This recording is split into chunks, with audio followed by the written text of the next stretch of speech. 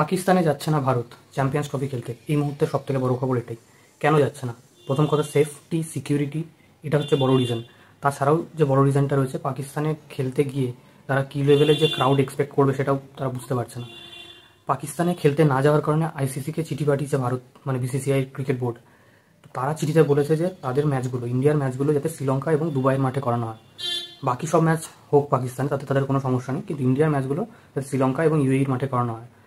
এটা যে ঘটছে তার পেছনে যথেষ্ট কারণ রয়েছে। ভবিষ্যতে হবেও হয়তো প্রবলেমে পড়বে ইন্ডিয়ান টিম হয়তো যদি পাকিস্তানে খেলতে যায়। পাকিস্তানি ক্রিকেটাররা, এক্স ক্রিকেটাররা বারবার বলছে যে পাকিস্তানে আসলে ইন্ডিয়ার কোনো অসুবিধা নেই, ইন্ডিয়া টিমের কোনো অসুবিধা নেই, কারণ পাকিস্তানে বিরাট কোহলির প্রচুর ফ্যান ফলোয়িং। তারাও বিরাট কোহলিকে নিজের সামনে থেকে দেখতে চায়। এছাড়াও বিরাট কোহলি ছাড়াও ইন্ডিয়ান ক্রিকেটারদের প্রচুর ফ্যান রয়েছে পাকিস্তানে, আর পাকিস্তানে যথেষ্ট ভালো ক্রিকেটিং এনভায়রনমেন্ট রয়েছে। তাই জন্য পাকিস্তান এই বছর আয়োজন করছে 2025-এর চ্যাম্পিয়ন্স ট্রফি।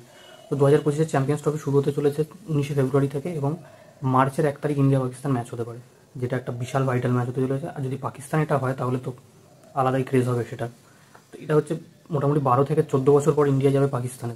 পাকিস্তানের সাথে তারা কোনো বাইল্যাটারাল সিরিজ খেলে না, পাকিস্তানে গিয়ে তো তারা খেলেই না। ইন্ডিয়াতে লাস্ট এসেছিল 2013-তে, যখন ভুবনেশ্বর কুমার ডেবিউ করেছিল, সেই সময় এসেছিল পাকিস্তান ইন্ডিয়াতে।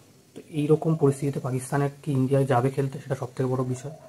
এবার যদি আইসিসি বলেছে তারা যদি পাকিস্তানে না যায় তাহলে শ্রীলঙ্কাকে সুপার 8-এ, মানে চ্যাম্পিয়ন্স ট্রফি 8টা দলের মধ্যে কোয়ালিফাই করানো হবে, টপ 8টা দলের মধ্যে, এবং ইন্ডিয়াকে আউট করে দেওয়া হবে। ইন্ডিয়াকে যদি চ্যাম্পিয়ন্স ট্রফি থেকে আউট করে দেওয়া হয় তাহলে কী কী প্রবলেম পড়তে পারে আইসিসি? প্রথম প্রবলেম যে ক্রিকেটের গ্লোবালাইজেশন। এই যে আমেরিকাতে ওয়ার্ল্ড কাপ করানো হলো, বা ক্রিকেটের গ্লোবালাইজেশনের জন্য এত যে স্টেপ নিচ্ছে আইসিসি, সেগুলো করতে পারবে না উইথাউট ইন্ডিয়ার সাপোর্ট।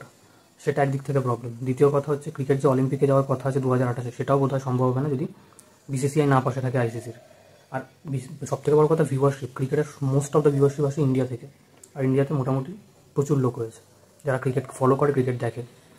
তো এই সব দিক থেকে বঞ্চিত হবে আইসিসি। ক্রিকেটটাই একসময় ডুবে যাবে যদি ইন্ডিয়া পাশে না থাকে আইসিসি। এই পরিস্থিতিতে দাঁড়িয়ে আইসিসি কী ডিসিশন নেয় সেটাই দেখার বিষয়।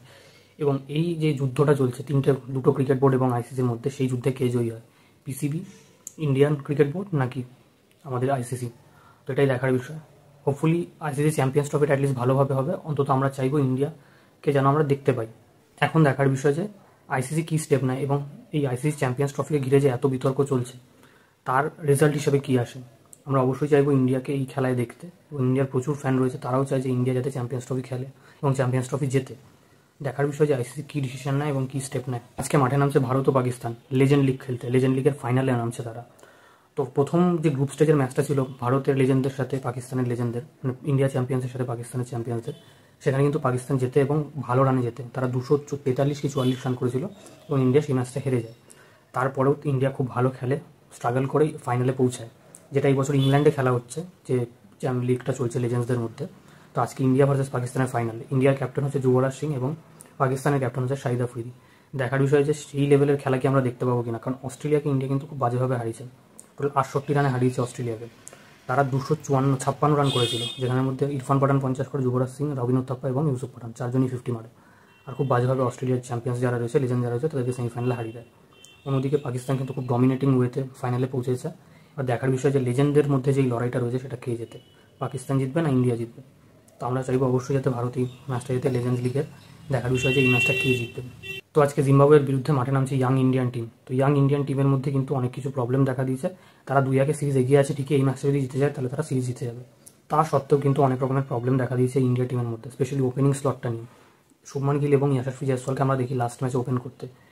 শুভমান গিল হয়তো অভিষেক শর্মার ফর্ম দেখে ভয় পেয়ে গেছিলো, ওই কারণে হয়তো তাকে 3 নম্বরে ব্যাট করতে নামায়, এবং সে নিজে ভালো খেলে সেই ম্যাচটা। ঋতুরাজ গায়কোয়াড়কে যেই সিচুয়েশনে নামানো হচ্ছে সে ভালো রান করে দিচ্ছে। সে মোটামুটি প্রথম ম্যাচে 77 রান করলো, তারপরের ম্যাচেও মোটামুটি ভালো রান করলো। তো সব কিছু মিলে ঋতুরাজ গায়কোয়াড়ের পুরো 3টে ম্যাচেই ভালো গেছে, এবং সেই ম্যাচটাও খেলবে। সাই সুদর্শন, রিয়ান পরাগকে কেন বের করা হলো কিছুই বুঝলাম না।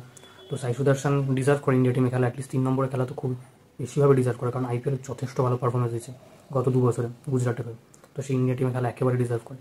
রিয়ান পরাগের কথা যদি বলি, রিয়ান পরাগ মোটামুটি 4 নম্বরে তাকে খেলানো হচ্ছিল, কিন্তু হুট করে তাকে বের করে দেওয়া হয়। প্রথম 4টে ওপেনার 4 নম্বরে খেলিয়েছেন। এবং দেখার বিষয় যে এইখানে এই ম্যাচটাতে তারা কোন টিম খেলায়, কারণ এই ম্যাচটা জিতলেই তারা সিরিজ জিতবে। এবং 5 নম্বর ম্যাচে তারা অনেক রকমের এক্সপেরিমেন্ট কিছু করতে পারে, নতুন প্লেয়ারদের জায়গা দিতে পারে, সিনিয়র প্লেয়ারদের রেস্ট দিতে পারে। তো এই এখনও পর্যন্ত 3টে ম্যাচে কার পারফরমেন্স দুর্দান্ত হয়েছে, সেটা হচ্ছে সবথেকে বড় কথা। ঋতুরাজ গায়কোয়াড় দারুণ পারফরমেন্স দিয়েছে, রবি বিষ্ণুই বলের সাথে খুব ভালো পারফরমেন্স দিয়েছে, ওয়াশিংটন সুন্দর বলের সাথেও ভালো পারফরমেন্স দিয়েছে, এবং ব্যাটের সাথে কিন্তু সে ফার্স্ট ম্যাচে ভালো কন্ট্রিবিউট করেছে। এরপরে যদি ইয়াশাসফি জয়সওয়ালের কথা বলি, সে একটা ম্যাচ খেলেছে, মোটামুটি ভালোই খেলেছে, অভিষেক শর্মা তো সেঞ্চুরি করেছে। তাকে 3 নম্বরে নামিয়ে দেওয়ার ডিসিশনটা আমার একেবারেই ভালো লাগেনি। তো বলারদের মধ্যে বলাররাও ভালো পারফরমেন্স দিচ্ছে, ব্যাটসম্যানরাও ভালো পারফরমেন্স দিচ্ছে। হ্যাঁ, আবেশ খানের কথা বলতে ভুলে গেছিলাম, আবেশ খানও দুর্দান্ত পারফরমেন্স দিয়েছে। তো সব মিলিয়ে ইন্ডিয়ার কথা যদি বলি, ইন্ডিয়া একটা ভালো সিচুয়েশনে আছে, ইয়ংস্টাররা ভালোই খেলছে। তো দেখার বিষয় যে সবাইকে ঠিকঠাক জায়গায় চান্স দেওয়া উচিত। রিয়ান পরাগ আরেকটা চান্স তো ডিজার্ভ করেই। অন্যদিকে জিম্বাবুয়ের কথা যদি বলি, জিম্বাবুয়ের কাছে এখানে থেকে টেক অ্যাওয়েস কী রয়েছে? ফার্স্ট ম্যাচটা তারা কিন্তু খুব ডমিনেটিংভাবে জিতেছিল, 115 রান করা সত্ত্বেও তাদের বোলাররা দুর্দান্ত কামব্যাক করে এবং ম্যাচটা জিতিয়ে দেয়। সেকেন্ড ম্যাচ থেকে তারা জিততে পারেনি ঠিকই, কিন্তু সেকেন্ড ম্যাচে ফিল্ডিংও তারা প্রচুর মিস করে। তো ফিল্ডিং জঘন্য হয় জিম্বাবুয়ের পুরো সিরিজ ধরে। অনেক ক্যাচ তারা ধরতে পারতো, কিন্তু ধরতে পারেনি, ধরা উচিত ছিল, ধরতে পারেনি। কিন্তু বোলিংয়ের দিক থেকে যদি বলি, ব্যাটিংয়ের দিক থেকে দুদিক থেকেই ভালো পারফরমেন্স দিয়েছে সিকান্দার রাজা। ব্যাটিংয়ে মেয়ার্স খুব ভালো খেলেছে, মায়ার্স যে প্লেয়ারটা রয়েছে সেও মোটামুটি ভালো খেলেছে, এছাড়া ম্যাডেন্ডে ভালো খেলেছে। তো এই সব পজিটিভস রয়েছে জিম্বাবুয়ের ক্রিকেট টিমে, এবং জিম্বাবুয়ের টিমটাও কিন্তু ইয়াংস্টারদের নিয়েই তৈরি। তো দেখার বিষয় হচ্ছে জিম্বাবুয়ে নেক্সট ম্যাচগুলোতে কেমন খেলে। আশা করছি একটা টাফ কম্পিটিশন আজকের ম্যাচেও ইন্ডিয়াকে দেবে। হোপফুলি আজকে যাতে ইন্ডিয়া জিতে যায় সেটাই চাইবো। যদি আজকে ইন্ডিয়া কোনোভাবে হেরে যায়, তাহলে কিন্তু 5 নম্বর ম্যাচটা একদম ফাইনাল ম্যাচ হতে চলেছে, 2-2 থাকবে এবং লাস্ট ম্যাচটা যে জিতবে সে ট্রফি জিতে যাবে। দেখার বিষয় যে আজকের ম্যাচটা কোন জায়গায় গিয়ে শেষ হয়। তো এই ছিল আজকের ভিডিওতে। ভিডিওটা ভালো লেগে থাকলে লাইক করো, শেয়ার করো, চ্যানেলটাকে সাবস্ক্রাইব করে বেল আইকনটা বাজিয়ে দাও। দেখা হচ্ছে পরের ভিডিওতে। বাই।